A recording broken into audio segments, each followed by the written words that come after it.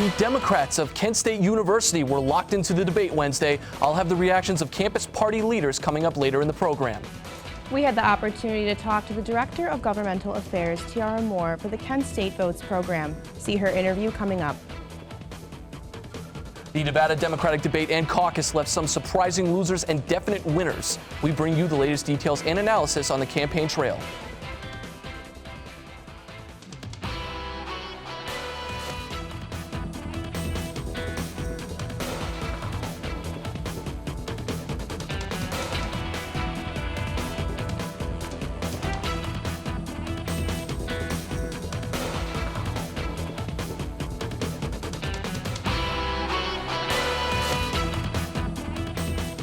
Welcome to this week's episode of Portage Pulse, where tonight we're talking the Democratic debate, Nevada caucuses, and Kent State politics. Hi, I'm Dante Setafonte. And I'm Erin Sullivan. Let's take a look at some students' reactions to the Democratic debate that happened Wednesday night in Nevada. Democratic leadership at Kent State was focused on Las Vegas for Wednesday night's debate going into the Nevada caucus. I had complete coverage of the watch parties. The Kent State Democrats were focused on the state of Nevada Wednesday night at the university's Student Center. The storyline going into the debate was the debut of former New York City Mayor Michael Bloomberg to the debate stage. Many candidates, like Massachusetts Senator Elizabeth Warren, went toe-to-toe with him, and I spoke with KSU Democratic leadership after to discuss what transpired in Las Vegas. I think everybody has earned their spot on that stage. I think it's not a question of ideology. I think Elizabeth Warren, Bernie Sanders, Joe Biden, Amy Klobuchar, Pete Buttigieg, they've all worked to get there, and Michael Bloomberg hasn't. He's bought his way onto that stage through advertising. I don't think there's any DNC conspiracy here or Democratic Party conspiracy, but I just think that he has spent money in advertising to get his poll numbers up. Coming off a victory in New Hampshire, Vermont Senator Bernie Sanders had a lot to say as usual Wednesday night. The KSU Students for Bernie had a watch party of their own for the senator, and I spoke with their leadership as well. The moderators are always going to be anti-Bernie because if they're in like the mainstream corporate media.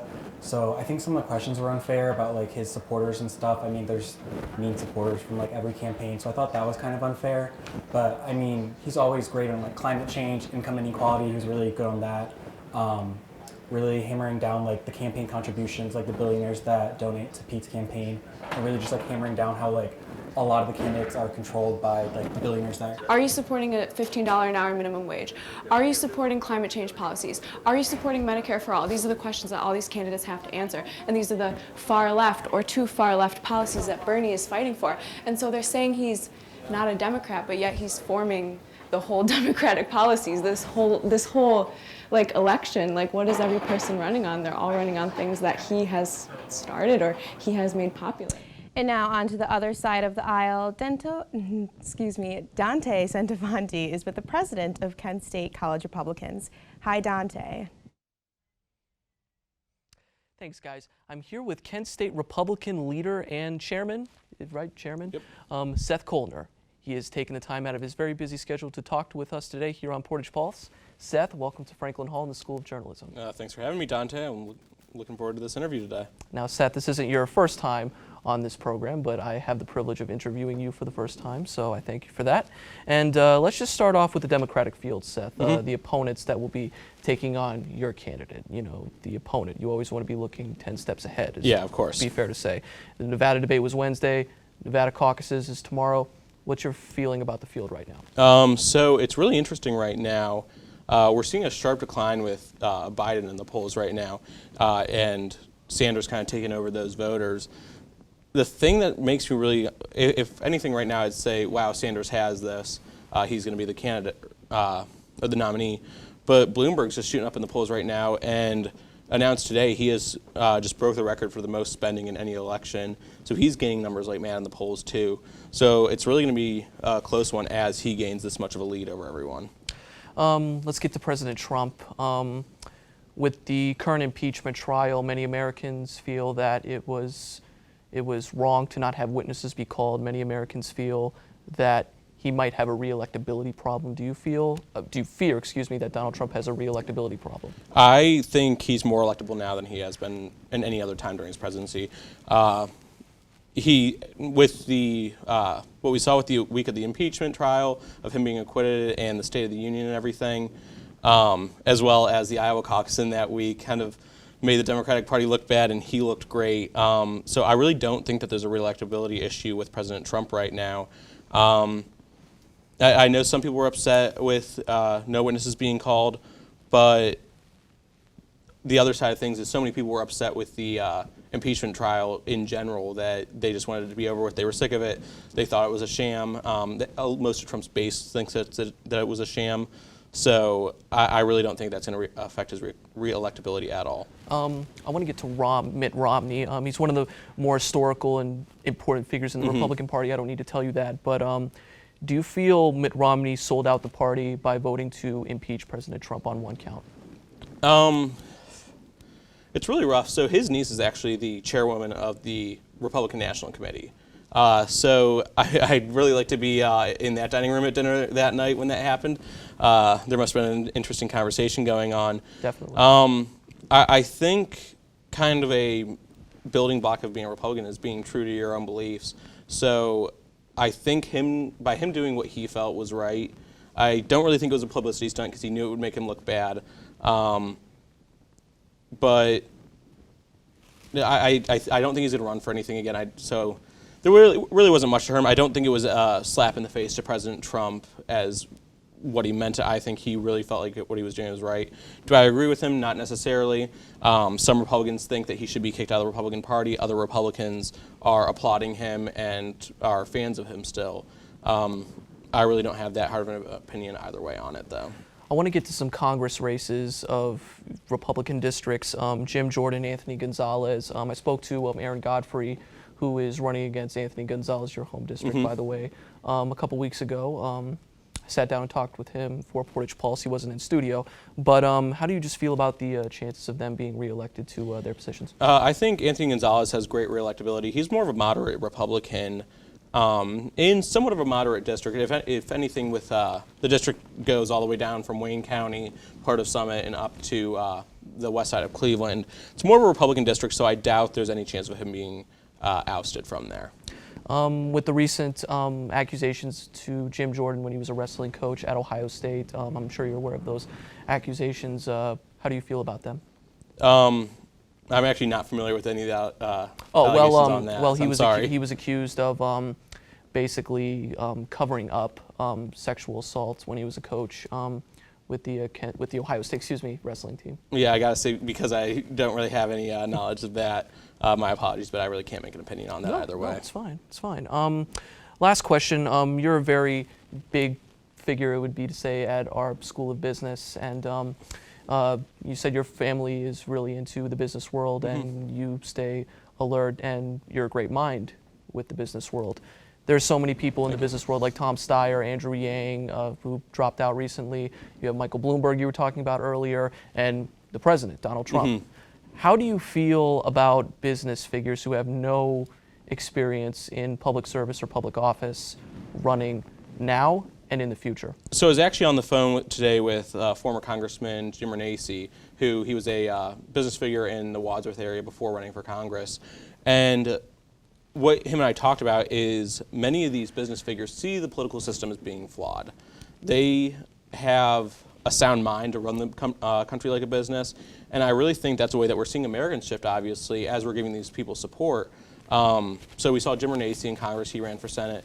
Mike Gibbons primaried him in 2018, and he's also a strong Cleveland banker. So we're really seeing this shift of people kind of understanding that career politicians, their main job is to get reelected, especially in congressional races when it's every 2 years. You're always in an election cycle almost. So these business figures come in, their job was to do the best job possible, because if not, you get fired. You can't really say anything and sway someone's opinion to keep your job.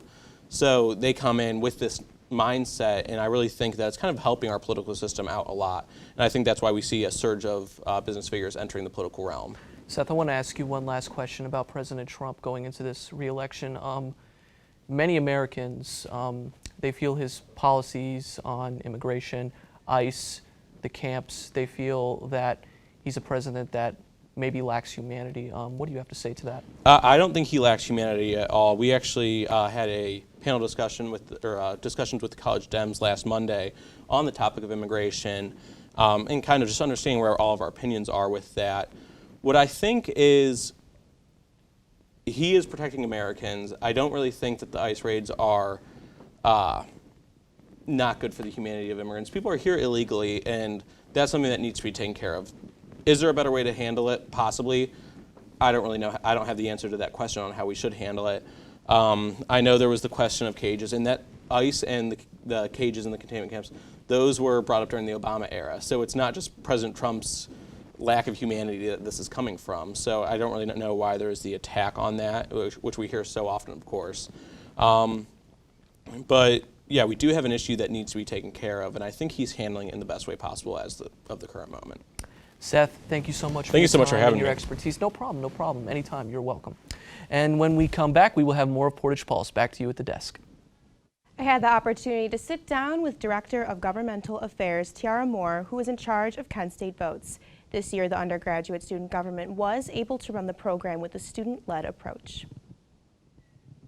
So it is really different dynamic, and you know, we do get the final say on what we do with the initiative, which is interesting, but I feel like it gets a lot better feedback from the students, because a lot of students, when they have older people telling them to vote, they feel like they might be getting pushed an agenda or something like that, but if it's another student telling them, they're a lot more receptive to it. They just like, you know, I've had numerous people come up to us and be like, you know, it's nice that you guys are doing this and not like, you know, the boomers or the old people, you know. With the 2020 election coming up, Moore, along with her colleagues, have seen a dramatic change with voting at Kent State. Hear more about it. We are right now at the national average. Last year we were below national average actually, and we want to keep seeing that number increase. We're actually next year going to be implementing a program called Turbo Vote, and it allows you to register to vote on your smartphone, which is really great. It makes it a lot easier for people who are out of state to get information, because if you're from somewhere out of state, sometimes we don't have all the forms necessary, and like there's a lot of mailing things involved, but this app allows us to be able to easily find like the information that every student needs despite like where they're from. President Todd Dyken plans to meet with student advisors over the list of demands they presented to his office on February 11th. Students had expressed their concerns over the May 4th commemoration, dining services, and students' health and safety. The president said he is looking forward to having a meeting and the conversations with these students. A proposed ballot measure would automate voter registration and expand voter access laws. The measure cleared its initial legal hurdle by being oaked by Attorney General Dave Yost. The amendment would automatically register or update voter registration of anyone visiting the BMV for a driver's license or state-issued ID. It will now go to the Ohio ballot board before going to backers to collect the signatures needed to make the November ballot. A proposed constitutional amendment targeting term limits could appear on the upcoming November ballot. The amendment would make the Ohio term limit 16 years to serve in the House or the Senate. This would change the 1992 law that allows lawmakers to switch between the House and the Senate to avoid serving for 8 consecutive years. If the amendment is voted in, then it may impact current serving members of the House and the Senate. Ohio senators heard testimonies on a bill that would eliminate the statute of limitations for sexual assault in Ohio. Since 2015, the statute has been 25 years with an extra 5 years if a DNA sample is available. But issues with sexual assault and rape cases have had issues with pressing charges after the deadline passes. During the testimony, Forrest Thompson, the Medina County prosecutor, shared issues with the limitations that he called, quote, life-changing. Thompson recalled cases where he could not press charges because the deadline had passed. The Ohio Department of Job and Family Services announced it will invest $1 million in an emergency fund to help families struggling with issues related to the drug epidemic. This fund will allow a 3-person team to respond to a county in crisis by providing training and assistance. It is reported that more than 16,000 children are in the custody of Children's Services Agency, a 30% increase since 2011. The Ohio BMV may allow documents to be submitted electronically for the new state license. The Real ID, the DHS told states they could accept digitally submitted copies of birth certificates and passports as part of an application process. Even if the applicants do submit electronically, they still have to physically present supporting documents at the BMV. The Real ID is the only state-issued ID that will be accepted by the TSA at airports after October 1st. A Mexican man in custody of ICE in a Youngstown prison has died from an apparent suicide, strangling himself. Guards found the 34-year-old and unsuccessfully tried to revive him. His death is the 7th in ICE custody in the current fiscal year, which began in October. This comes among increasing scrutiny over complaints that that agency does not provide adequate medical care for those in its custody. With the Nevada caucus being tomorrow, we'll let you know everything you need to know coming up next. U.S. election security officials are raising concerns about Russia interfering with the 2020 election. We have the details next on Portage Pulse. Could it be love in the air or trouble in paradise? Find out all about President Trump and former Mayor Bloomberg's bromance when we return.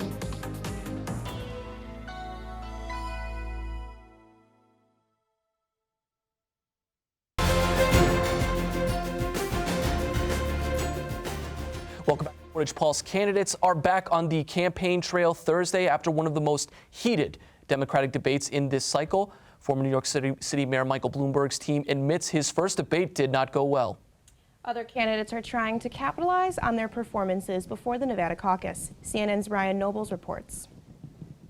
So how was your night last night?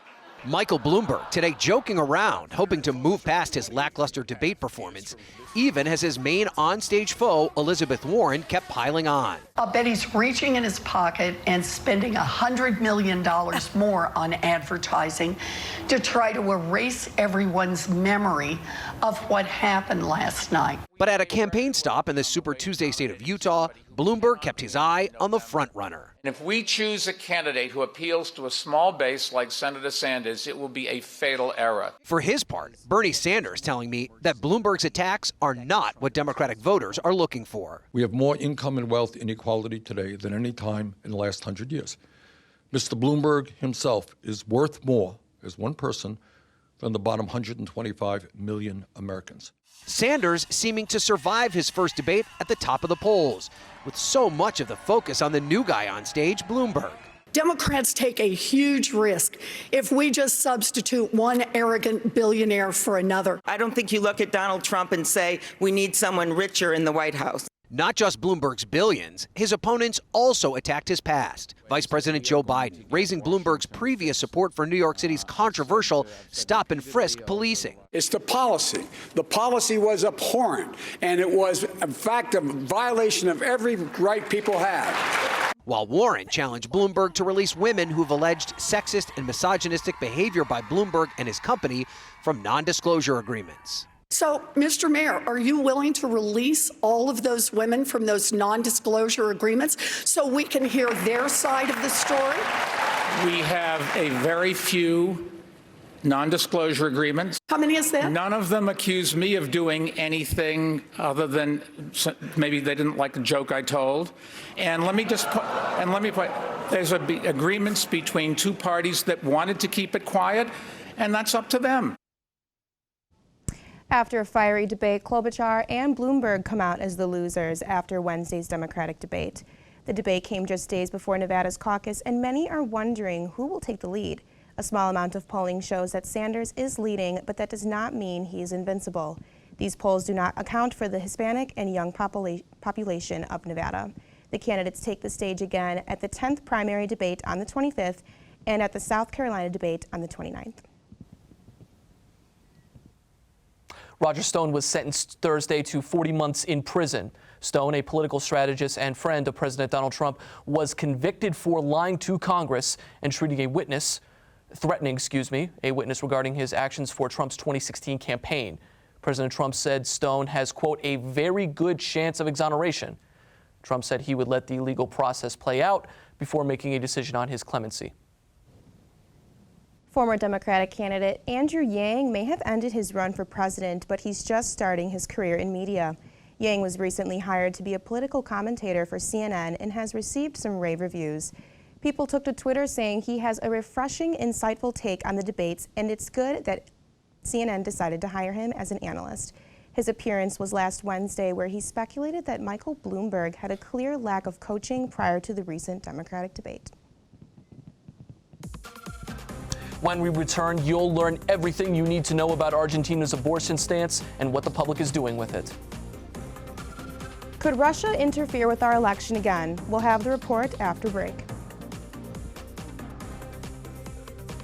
Welcome back to Portage Pulse. It's like deja vu all over again. Sources say the intelligence community has informed Congress of their belief that Russia is working towards interfering with the 2020 election. And they're working towards getting President Trump reelected. John Larnick reports.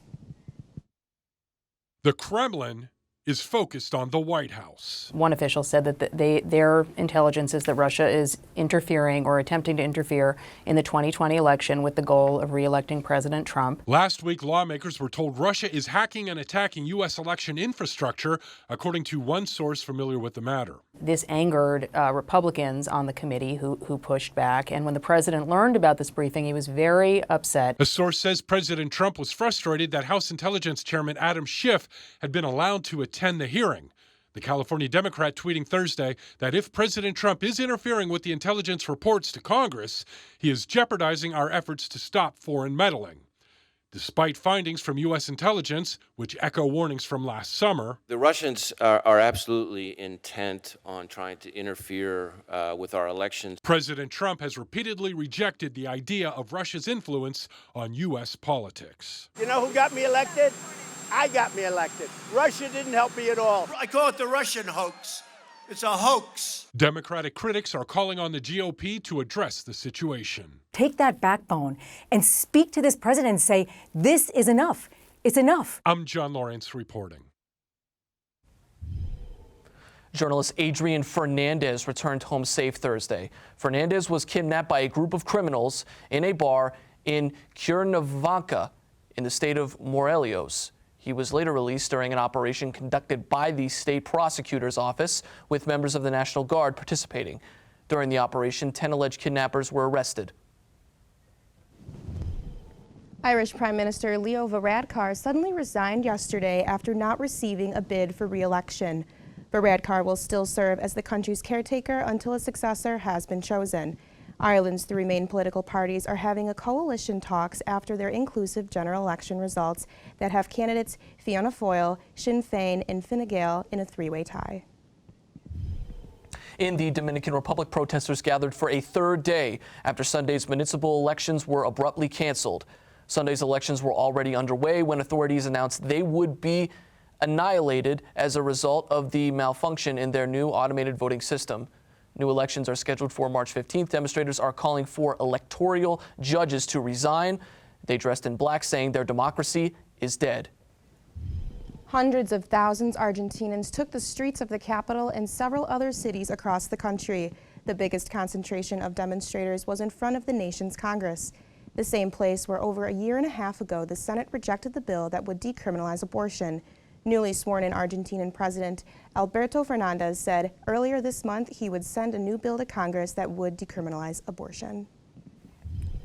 The debate has divided the majority Catholic country of Colombia after a doctor performed a legal abortion on a 22-year-old woman who was 7 months pregnant.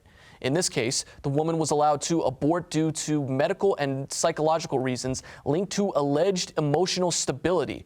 On Wednesday, thousands of pro-life and pro-choice protesters took to the streets of Bogota, the capital, to express their strong views on the issue.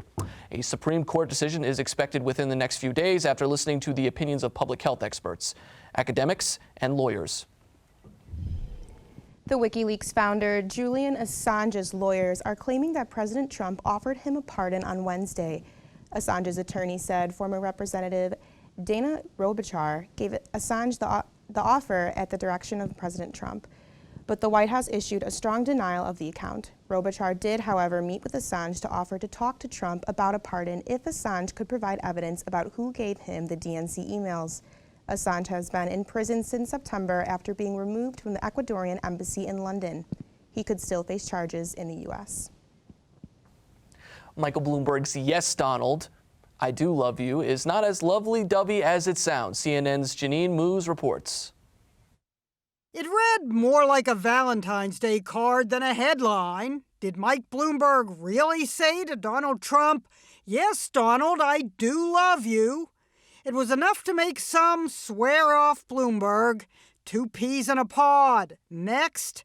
Actually, 2 peas of such different sizes probably wouldn't fit in the same pod. It was Bloomberg himself who described the love quote. He said it happened about a month after President Trump was elected. That Trump noted he saw Bloomberg talk about him at the Democratic convention. I'm a New Yorker, and I know a con when I see one. After mentioning the speech, Trump said, "But you really do love me, don't you?" And I said, "Yes, Donald, I do love you." "Hold the presses. Proclamation of love. Looks bad for Bloomberg." Until you hear the line after the headline. And I said, "Yes, Donald, I do love you. I just disagree with everything you've ever said." And we had a good laugh. Sort of like the photo Bernie Sanders tweeted that made Trump and Bloomberg look chummy.